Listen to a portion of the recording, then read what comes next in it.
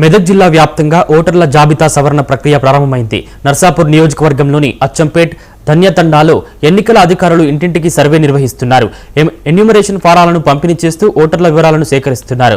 అన్ని రాజకీయ పార్టీల బూత్ లెవెల్ ఏజెంట్లు కూడా ఈ ప్రక్రియలో భాగస్వాములు కావాలని అధికారులు సూచించారు. జూలై 24 వరకు కొనసాగే ఈ సవరణ ప్రక్రియలో అవసరమైన పత్రాలతో ఫారాలు సమర్పించాలని, గ్రామంలో లేని వారు ఆన్లైన్ ద్వారా కూడా నమోదు చేసుకోవచ్చని తెలిపారు.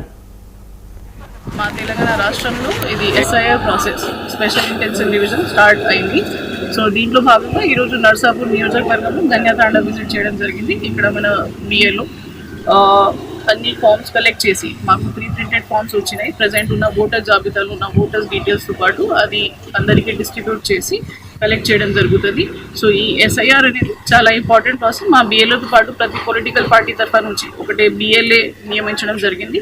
వాళ్ళు కూడా ఇది ప్రాసెస్తో భాగస్వామ్యం చేస్తే అందరూ జెన్యున్ ఉన్న ఓటర్స్కి మిస్ కాకుండా, ప్లస్ డూప్లికేట్ అయిన ఓటర్స్కి కూడా మనకి డీటెయిల్స్ ఇస్తే వాళ్ళకి కూడా డిలీట్ చేయడానికి అవకాశం ఉంటుంది. కాబట్టి ఈ ఒక నెల మనకి అవకాశం ఇచ్చారు ఈసీఐ తరఫు నుంచి.